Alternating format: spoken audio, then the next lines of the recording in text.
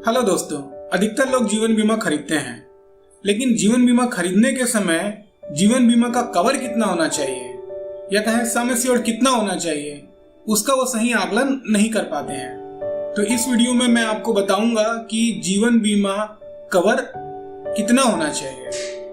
दोस्तों, सबसे पहले आपको ये समझना है कि जीवन बीमा जब हम लेते हैं उसका मेन पर्पस क्या है।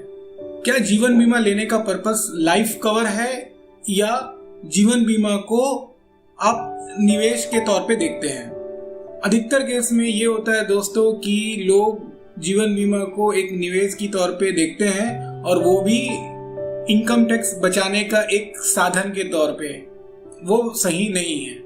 खैर, उसके ऊपर मैं ऑलरेडी दूसरा वीडियो बनाया हूं, आप मेरे पुराने वीडियो को आप रिफर कर सकते हैं। तो यहाँ पे बात करते हैं कि जीवन बीमा खरीदने के समय लाइफ कवर कितने का होना चाहिए। तो सबसे पहले आपको ये देखना है कि परिवार के कितने सदस्य अपने दैनिक जीवन के खर्च के लिए आप पर निर्भर हैं और आगे कितने सालों के लिए ऐसा रहेगा। ये सबसे इंपॉर्टेंट फैक्टर है। तो एक छोटा सा एग्जांपल देखते हैं कि अगर परिवार के 2 सदस्य आश्रित हैं और उनको हर महीने अगर 5,000 रुपए की जरूरत पड़ रही है तो 1 साल में कितना पड़ेगा, और उसके बाद में एज्यूम करते हैं कि आगे 20 साल तक के लिए उनको जरूरत होगी। तो ऐसा करने पे करीब 24 लाख रुपए आ जाता है कैलकुलेशन के हिसाब से। पर यहाँ पे इम्पोर्टेंट ये है कि आपको ये देखना है कि कितने लोग आप पर निर्भर है। फिर दूसरा पॉइंट है कि बच्चों की शिक्षा के लिए खर्च।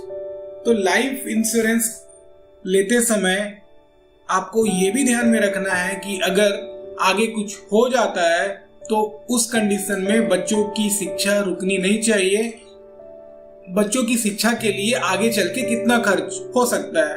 अगर एक सिंपल सा एग्जांपल लेते हैं कि अगर आज 5 लाख लग रहा है तो मेरे हिसाब से जरूर से उसका 3 गुना मतलब 15 लाख रुपए तो बच्चों की शिक्षा के लिए अवेलेबल होना चाहिए।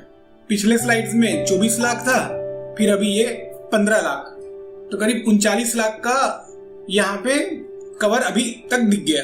अगला है बकाया ऋण। मिडिल क्लास पर्सन हर समय कोई ना कोई एक लोन से तो घिरा रहता है। तो अगर कोई ऋण है, चाहे अगर वो होम लोन हो, चाहे वो व्हीकल लोन हो या और भी कोई दूसरे प्रकार के लोन हो, तो वो अमाउंट भी बीमा कवर कैलकुलेट करते समय कंसिडर होना चाहिए। तो मान के चलते हैं कि यहाँ पे अगर 21 लाख का अगर लोन चल रहा है, होम लोन 21 लाख का है, तो 39 लाख पहले का, फिर अभी ये 21 लाख, तो करीब 60 लाख का तो सम एश्योर्ड यहाँ पे ऑलरेडी ऐसे ही कैलकुलेट हो गया है। अब ये पूरा तो हुआ नॉर्मल सिनेरियो। अगला में सालाना आय कितनी है, क्योंकि सालाना आय के हिसाब से एक लाइफ शैली बन जाती है।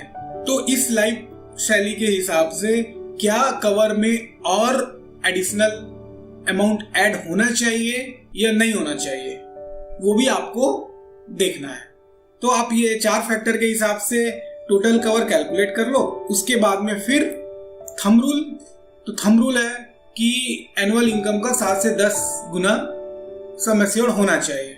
तो आपने पहले जो कैलकुलेट किया और अभी ये 7 से 10 गुना एनुअल इनकम का कितना होता है वो देखो। अगर दोनों पास में है तो ठीक।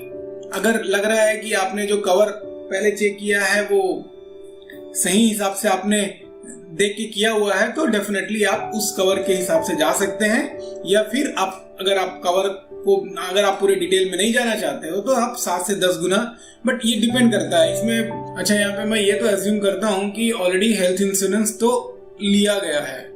तो दोस्तों, अगर आपने लाइफ इंश्योरेंस लिया हुआ है और अधिकतर केस में होता है कि एंडोमेंट प्लान लेते हैं तो आप जो एंडोमेंट प्लान लिए हुए हो उसका कवर कितना है वो जरूर से चेक करो।